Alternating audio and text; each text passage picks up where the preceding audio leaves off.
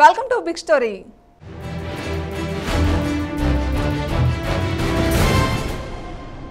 రాచకొండ ఈ మధ్య కాలంలో బాగా వినిపిస్తున్న పేరు. ఒకప్పుడు రాజుల కిల్లాగా, మావోయిస్టుల శత్రు దుర్భేద్య ప్రాంతంగా పేరొందిన రాచకొండ ఇప్పుడు బంగారు తెలంగాణ నిర్మాణానికి పునాదిరాళ్లు అందించేందుకు సిద్ధమవుతుంది.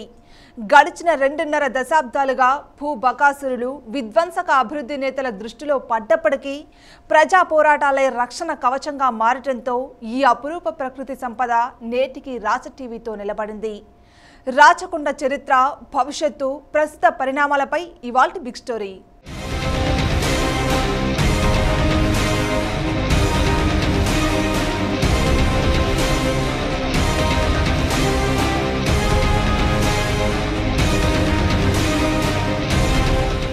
నూతన పారిశ్రామిక విధానాన్ని అమల్లోకి తెచ్చిన కేసీఆర్ ప్రభుత్వ భూముల కేటాయింపులపైన దృష్టి సారించారు. హైదరాబాద్ సమీపంలో ఉండే రంగారెడ్డి, మహబూబ్ నగర్, నల్గొండ జిల్లాల సరిహద్దుల్లో ఫార్మా సిటీ, ఫిల్మ్ సిటీ ఏర్పాటుకు ప్రభుత్వం నిర్ణయం తీసుకుంది. ఇందుకోసం రాచకొండ ప్రాంతం భూములు అనువైనవిగా గుర్తించారు. దీంతో ఒక్కసారిగా రాచకొండ రాష్ట్ర ముఖచిత్రంపై వచ్చి చేరింది.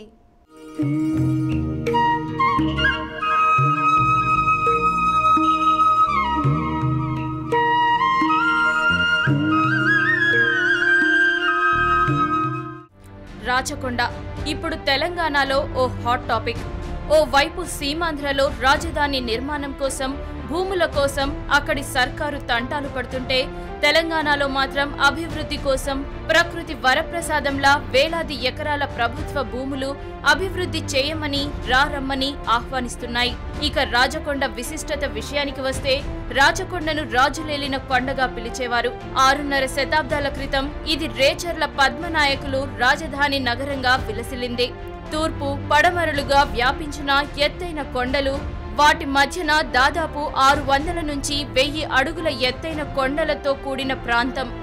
దాని చుట్టూరా పెద్ద పెద్ద బండరాళ్లతో నిర్మించిన బలిష్టమైన ప్రాకారం దర్శనమిస్తుంది. కోటలోకి ప్రవేశించాలంటే భారీ ముఖద్వారాలు, ప్రాకారాలు దాటాల్సి ఉంటుంది.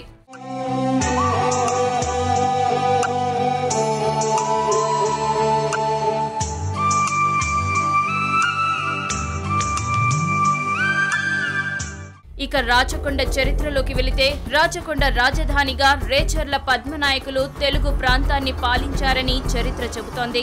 కాకతీయుల పతనానంతరం తెలుగు ప్రాంతాన్ని ఏలిన ఘనత రాచకొండకే దక్కుతుంది. రేచర్ల పద్మనాయక వంశీయుల జన్మస్థానం ఆమనగంటిపురం. ఈ వంశానికి చెందిన మొదటి అనపోత నాయకుడు ఆమనగంటిపురం నుంచి రాచకొండకు రాజధానిని మార్చాడు. కాకతీయ రాజు గణపతి చక్రవర్తి ఆనపోత నాయకుడిని క్రీస్తుశకం 1250లో సామంతరాజుగా నియమించాడు. వీరి వంశానికి చెందిన సింగమ నాయుడు కాకతీయ రాజ్యంలో ముఖ్య సేనానిగా పనిచేసి ఎన్నో యుద్ధాల్లో పాల్గొన్నాడు. క్రీస్తుశకం 1320లో ఢిల్లీ సుల్తానులు కాకతీయ సామ్రాజ్యాన్ని వశపరుచుకున్నారు. సామంతులైన కొండవీటి ప్రోయల వేమారెడ్డి, సింగమ నాయుడు, కాపయ నాయుడు, దండ నాయకులు ఓరుగల్లు కోటపై దాడి చేసి ఢిల్లీ సుల్తానులను ఓడించారు. అప్పటి నుంచి ఆమనగల్లును సింగమనాయుడు స్వతంత్ర రాజ్యంగా ప్రకటించుకొని పాలించసాగాడు. ఇతని కొడుకే 2వ ఆనపోత నాయుడు. ఇతని కాలంలోనే రాచకొండ రాజధానిగా పద్మనాయకుల వంశీయుల రాజ్యం నేటి తెలంగాణ ప్రాంతమంతటికి విస్తరించింది. రాచకొండ ప్రాంతాన్ని సింగభూపాలుడనే రాజు 300 సంవత్సరాలు తెలంగాణని రాజధానిగా చేసుకొని ఇక్కడ పరిపాలన చేయటం జరిగింది. ఇది పెద్ద అడవిగా ఉండి శత్రువులు చొరబడిన ప్రదేశంలో తన రాజధాని ఏర్పాటు చేసింది. దాని తర్వాత మొఘలు చక్రవర్తులు దీని మీద దాడి చేయటం, గోల్కొండ రాజులు ఇదంతా దాడి చేయటం వల్ల పట్టణం పూర్తిగా ధ్వంసమైంది.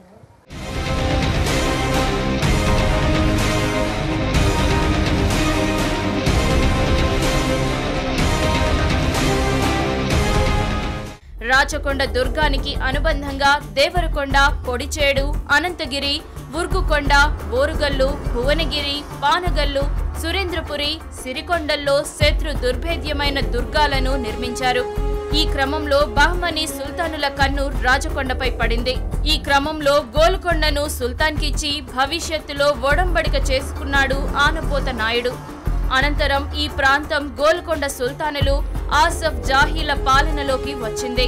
తెలంగాణ సాయుధ పోరాటంలో రాచకొండ ఉద్యమ ఖిల్లాగా పేరొందింది. రాచకొండ గుట్టలు గెరిల్లా పోరాటానికి నెలవుగా మారాయి. సాయుధ పోరాట యోధులకు ఆశ్రయమిచ్చాయి. మూసీ కేంద్రంగా పోరాట యోధుడు పసునూరి వెంకటరెడ్డి సాయుధ శిక్షణ ఇచ్చి పోరు సలిపేలా చేశారు. ఇలా అందరూ బంధుకూలు పట్టి పోరు సాగించారు.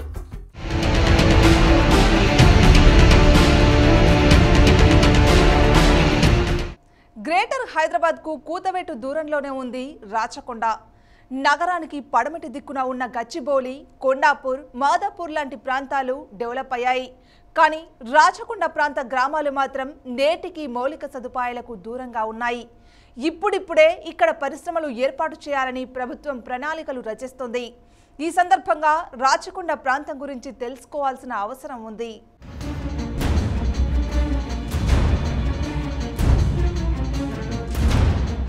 హైదరాబాద్ నుంచి కేవలం 40 కిలోమీటర్ల దూరంలో ఉన్నాయి రాచకొండ గుట్టలు. ఒకవైపు విజయవాడ హైవే, మరోవైపు నాగార్జున సాగర్ రహదారుల మధ్యన కొండలు కోనలు నిండిన రమణీయ ప్రదేశం రాచకొండ.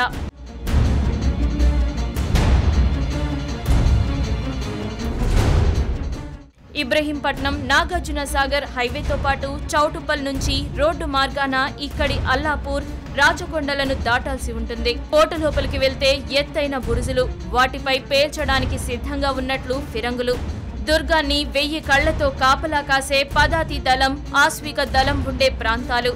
ఈ దుర్గంలోకి ప్రవేశించాలంటే 6 ప్రధానమైన సింహద్వారాలు ఉండాల్సి ఉంటుంది.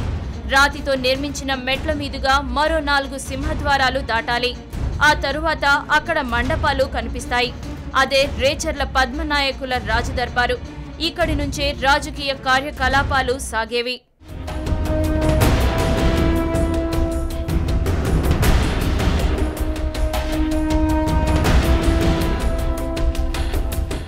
యుద్ధాలు, రాజ్యాల ఆక్రమణలతో పాటు రేచర్ల రాజులకు కవిత్వం, పాండిత్యంపై మమకారం ఎక్కువ. ఇదే కాకుండా సాయంత్రం సమయాల్లో నాట్య సభ కచేరీలు జరిగేవి. రాజులు, సామంతులు నాట్యాన్ని తిలకించేందుకు కొండగుట్టపై ప్రత్యేక మందిరాన్ని నిర్మించారు.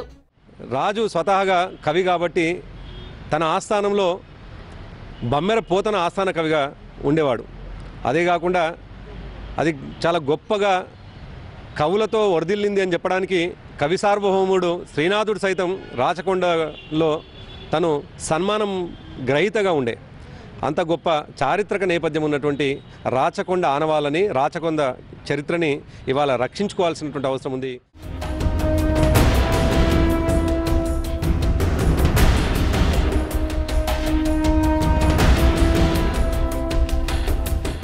ఆ తరువాత కాలంలో అంటే 2004 వరకు మావోయిస్టు ప్రభావిత ప్రాంతంగా రాచకొండ పేరొందింది.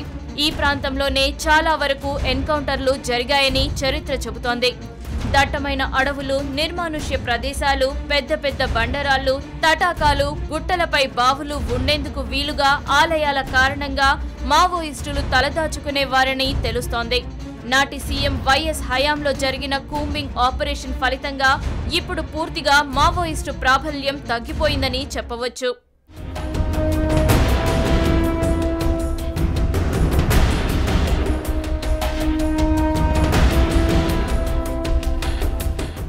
బిగ్ స్టోరీలో స్మాల్ బ్రేక్ తీసుకుందాం.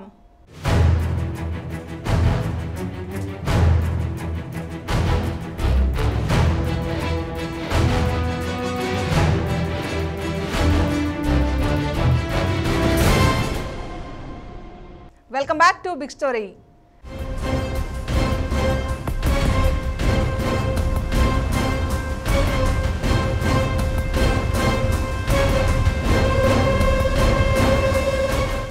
శతాబ్దాల చరిత్ర కలిగిన రాచకొండ గుట్టను మైనింగ్ మాఫియా పేరిట, గుప్త నిధుల పేరిట దోపిడీకి గురవుతుంది.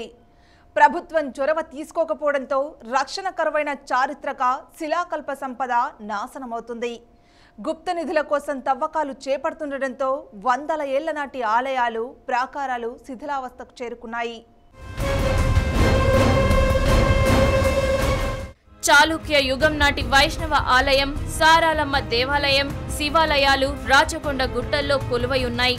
సున్నపు రాతిపై ఎరుపు వర్ణంతో కూడిన చిత్రాలు కనువిందు చేస్తాయి.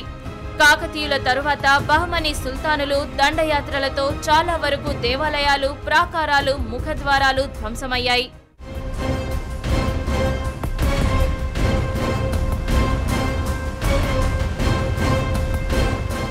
రాచకొండ చారిత్రక గుట్టలను ప్రభుత్వం పట్టించుకోకపోవడంతో చాలా వరకు గుప్త నిధుల కోసం తవ్వకాలు జరుగుతున్నాయి. జన సమ్మర్ధ ప్రాంతాలు కాకపోవడంతో ఆలయాల అడుగుభాగం, ప్రవేశ ద్వారం, స్తూపాలు, ఆఖరికి శివలింగాన్ని పగులుకొట్టి ప్రతిష్ఠించిన స్థలాన్ని చిన్నాభిన్నం చేశారు.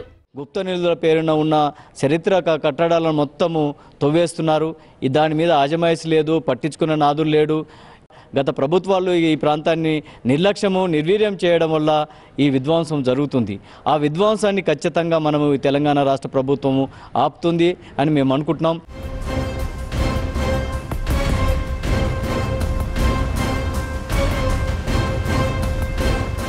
తాజాగా గుర్రాల గుట్ట కింద నున్న ప్రదేశంలో గుప్త నిధుల కోసం తవ్విన ప్రదేశంలో భారీ శివలింగం బయటపడటం గమనార్హం. గత 2 ఏళ్లుగా ఈ శివలింగానికి భక్తులు పూజలు చేస్తున్నారు. నగరంలో ఉన్న గోల్కొండ, వరంగల్లోని ఖిలా వరంగల్ కంటే రాచకొండకు ఎంతో విశిష్టత ఉంది. కానీ ప్రభుత్వాలు ఈ రాచకొండను పట్టించుకోకపోవడంతో చరిత్ర కనుమరుగవుతోంది. చౌటుప్పల్, నారాయణపూర్ మీదుగా నగరం నుంచి ఇబ్రహీంపట్నం, మంచాల మీదుగా రాచకొండకు చేరుకోవచ్చు. రాచకొండ గుట్టల చుట్టూ గిరిజన గ్రామాలు అధికంగా ఉన్నాయి. ఒకప్పుడు రాచరికపు టీవీతో విరాజిల్లిన రాచకొండను గోల్కొండ తరహాలో పర్యాటక కేంద్రంగా మారిస్తే గత వైభవాన్ని ముందు తరాలకు అందించిన వారమవుతాం.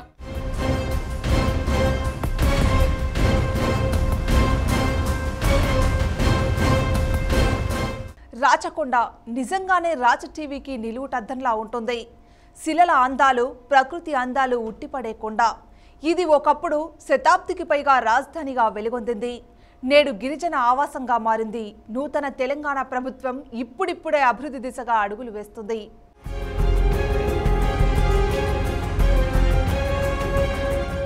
రాచకొండ గుట్టలపైన ఏర్పాటైన కోట నుంచి ఎటు చూసినా చుట్టూ గ్రామాలు కనిపిస్తాయి. రాచకొండ గుట్టలపైన ఉన్న కోటలోకి శత్రువులు ప్రవేశించకుండా రాజులు గుట్టలపైనే ఎత్తైన రాతి కట్టడాలను నిర్మించారు. రాచకొండ కోటకు సమీపంలో వారి సైన్యం రాచకొండ మైలారంలో ఉండేది. ప్రస్తుతం ఆ గ్రామం దండు మైలారంగా మారింది. అప్పట్లో అంగడి బజార్గా పిలిచే ప్రాంతం నేడు ఆరుట్లుగా మారింది.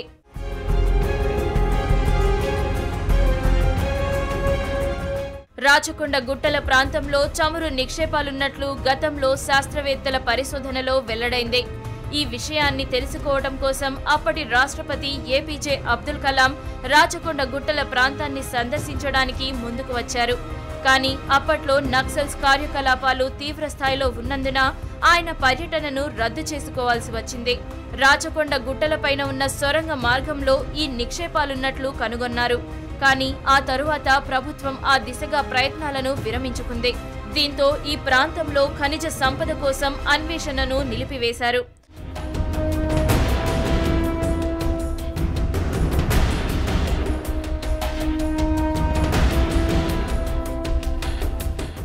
రాచకొండ గుట్టల ప్రాంతం నేటికి చుట్టుపక్కల గ్రామాల గిరిజనులకు అనేక రకాలుగా ఉపాధినిస్తోంది. ఈ గుట్టల ప్రాంతంలో ఉన్న సీతాఫలాలు, రేగు, ఇతర పండ్లు, కాయలు నగరానికి తరలించి విక్రయిస్తూ జీవనోపాధిని పొందుతున్నారు. రాచకొండ గుట్టల చుట్టూ గిరిజన గ్రామాలు విస్తరించి ఉన్నాయి. వర్షాకాలంలో గిరిజనులు ఈ ప్రాంతంలోని భూముల్లో మెట్ట పంటలు సాగు చేసుకుంటున్నారు. రాచకొండను ఐటీ పారిశ్రామిక కారిడార్లుగా మార్చేందుకు నూతన తెలంగాణ ప్రభుత్వం ప్రణాళికలు రచిస్తోంది. ప్రస్తుతం హైదరాబాద్లోని శంషాబాద్, గచ్చిబౌలి, మాదాపూర్, కొండాపూర్ ప్రాంతాలకు పరిమితమైన ఈ అభివృద్ధి రాచకొండకు కూడా పాకాలని పలువురు ఆశిస్తున్నారు. కానీ అందుకు ఏ మేరకు అడుగులు పడుతున్నాయి అన్నది వేచి చూడాల్సి ఉంది.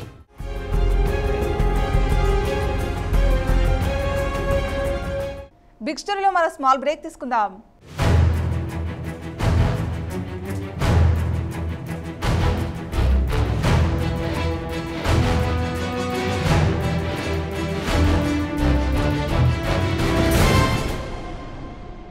Welcome back to big story. Telangana తొలి సీఎం కేసీఆర్ పారిశ్రామిక అభివృద్ధిలో భాగంగా భూముల సర్వే చేపట్టారు. రాచకొండ గుట్టల్లో కొలువైన వేలాది ఎకరాలు అభివృద్ధి పరిచేందుకు ఎంతో అనుకూలంగా ఉన్నట్లు గుర్తించారు.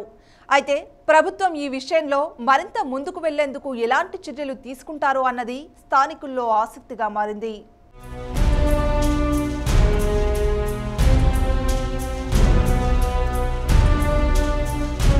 కొండలు గుట్టలు కొలువైన రాచకొండలో గతంలో స్థానికులతో సంప్రదింపులు లేకుండా కేంద్ర రాష్ట్ర ప్రభుత్వాలు క్షిపణి పరీక్షా కేంద్రం, ఫీల్డ్ ఫైరింగ్ రేంజ్ల ఏర్పాటుకు సన్నాహాలు చేసింది. అయితే దీనిపై స్థానికంగా గట్టి ప్రతిఘటన ఎదురైంది. ఉద్యమాలు మొదలై నిర్ణయం వెనక్కు వెళ్లేలా చేసింది. ఇప్పుడు కేసీఆర్ ప్రభుత్వం తలపెట్టిన ఫార్మా సిటీ అయినా ఫిల్మ్ సిటీ అయినా స్థానికులను భాగస్వామ్యులను చేస్తేనే ముందుకు కొనసాగే సూచనలు కనిపిస్తున్నాయి. గతంలో ప్రభుత్వం ఏకపక్షంగా తీసుకున్న పలు నిర్ణయాలను స్థానికులు తీవ్రంగా ప్రతిఘటించారు. అంతేకాదు చారిత్రక సంస్కృతిని, సాంప్రదాయాలకు నిలువుటద్దంలా ఉన్న రాచకొండలో తమ జీవనానికి ఆటంకం కలిగితే ఊరుకోబోమని స్థానికులు హెచ్చరిస్తున్నారు. గతంలో ఈ ప్రాంతంలో జరిగిన సర్వేను సైతం స్థానికులు అడ్డుకున్నారు.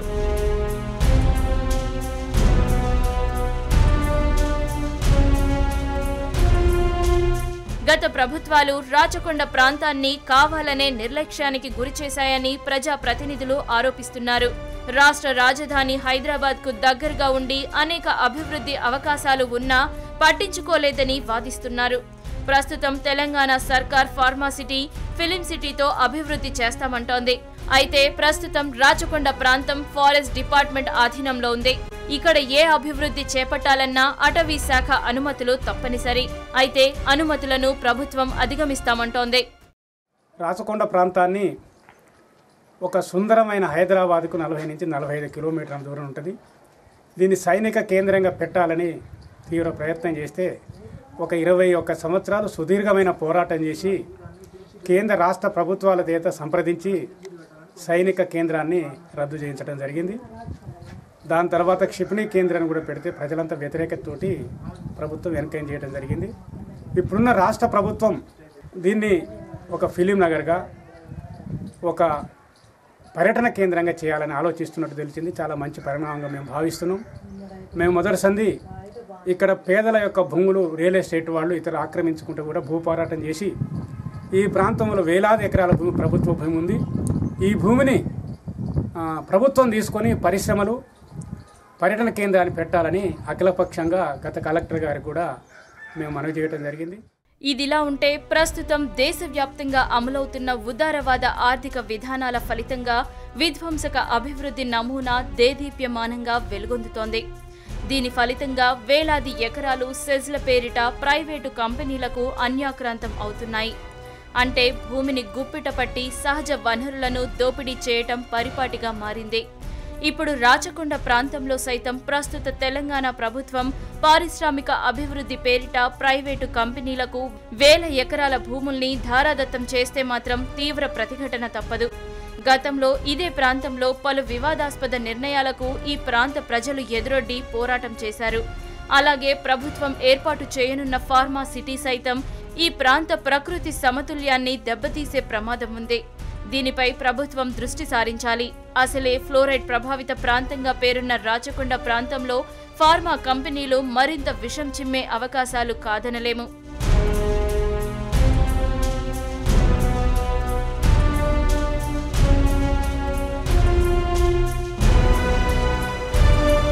ప్రైవేటు కార్పొరేట్ కంపెనీలు ఒకవేళ ఈ ప్రాంతంలో పరిశ్రమలు ఏర్పాటు చేసిన స్థానికులకు ఉద్యోగ, ఉపాధి అవకాశాలు ఇస్తారని ఆశించడం కల్లే అవుతుంది.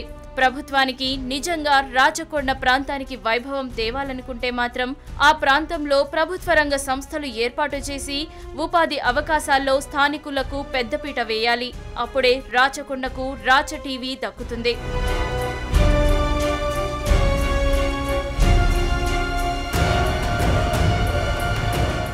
చారిత్రక కట్టడాలు కలిగిన రాచకొండను తెలంగాణ ప్రభుత్వం సినీ పరిశ్రమ ఏర్పాటు చేయాలని నిర్ణయించడంతో స్థానికులు ఆనందం వ్యక్తం చేస్తున్నారు. కట్టడాలను పరిరక్షిస్తూ స్థానికులకు ఉపాధి కల్పిస్తూ పర్యాటక కేంద్రంగా తీర్చిదిద్దాలని కోరుకుందాం. రాచకొండ నుంచి కేవలం మల్లేష్తో మల్లికార్జున్, 99 టీవీ. రాచకొండ అభివృద్ధి వైపు పరుగులు తీస్తుందా లేక కేసీఆర్ మాటల్లాగే ప్రణాళికలకే పరిమితమవుతుందా అన్నది ముందు ముందు తేలనుంది.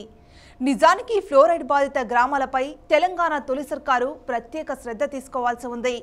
అప్పుడే రాచకొండ ప్రాంత ప్రజల నిజమైన అభివృద్ధికి బాటలు పడతాయి.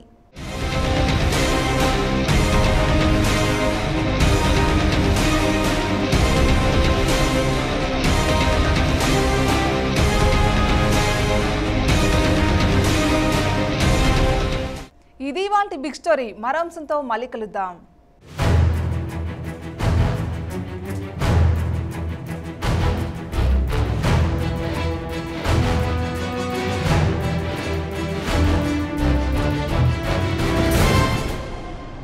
అల్లు అర్జున్ గారు చెప్పారు నెక్స్ట్ పిక్చర్ ఎప్పుడు స్టార్ట్ చేస్తారు, ఫస్ట్ ముందు వచ్చి మీరు చిరంజీవికి మంచి సబ్జెక్ట్ ఇవ్వండి.